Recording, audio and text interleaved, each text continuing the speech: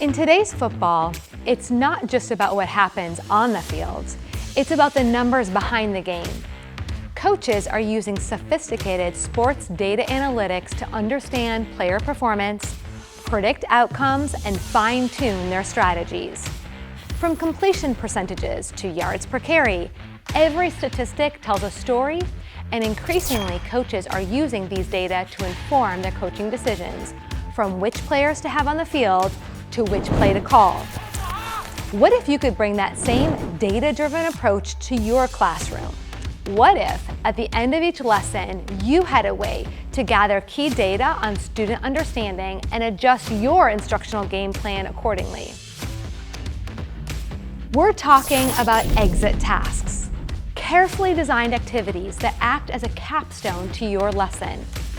Think of it as the final play of your lesson, a chance for students to demonstrate their understanding of the major focus of the day. Exit tasks provide you with a demonstration of what your students can do after a lesson, offering valuable insights into their grasp of key concepts and providing the detailed feedback you need to inform your plan for the next day's lesson. A capstone problem or task that captures the major focus of the lesson and provides a sampling of student performance. So, what are the benefits of exit tasks?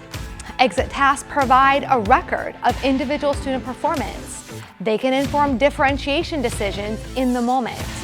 They can also help in planning future lessons and instructional blocks. Finally, they offer high-quality opportunities for feedback. Not all tasks are created equal. It's important to understand the cognitive demand of your exit tasks.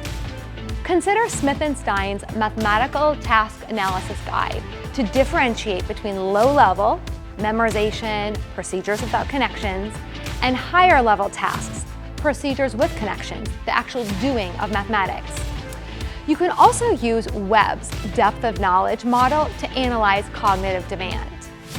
The DOK levels include Level 1, Recall and Reproduction, Level 2, Skills and Concepts, Level 3, Short-Term Strategic Thinking, Level 4, Extended Thinking.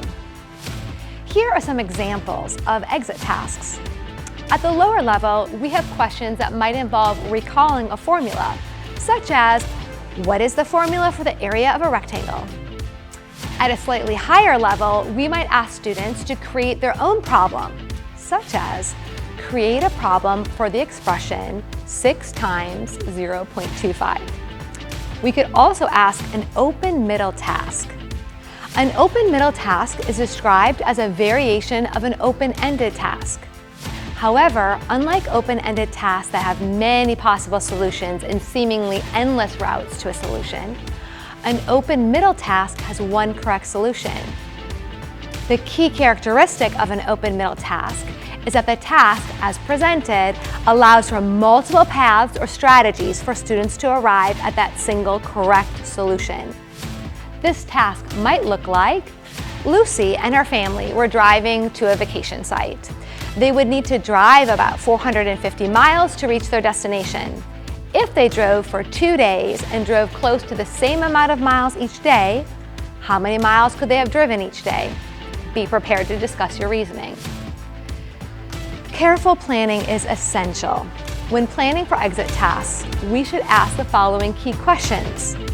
Does the task align with the lesson's objective? What level of cognitive demand is appropriate? How will you provide feedback? Online resources are constantly emerging and evolving. Here are 5 currently available online resources that can help you with planning for your next exit task. Open Middle, NCTM Illuminations, Inside Mathematics, Illustrative Mathematics, and UCubed.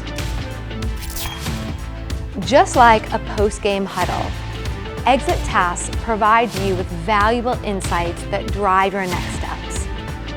By implementing exit tasks, you can gain a deeper understanding of your students' learning, adjust your instruction, and lead your students to success. Exit tasks are powerful tools to monitor student progress and guide your planning and teaching every day. Go Bulls and go exit tasks.